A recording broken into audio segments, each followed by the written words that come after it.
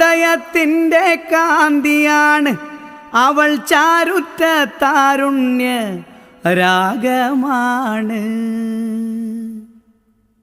ചെമ്പകപ്പൂമേനിയാണ് ചന്ദനത്തളിലാസലളിതം.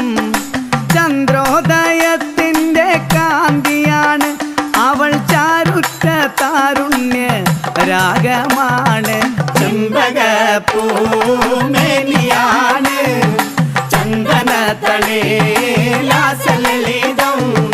ചന്ദ്രോദയത്തിൻ്റെ കാന്തിയാണ് അവൾ ചാരുറ്റ താരുണ്യ രാഗമാണ്.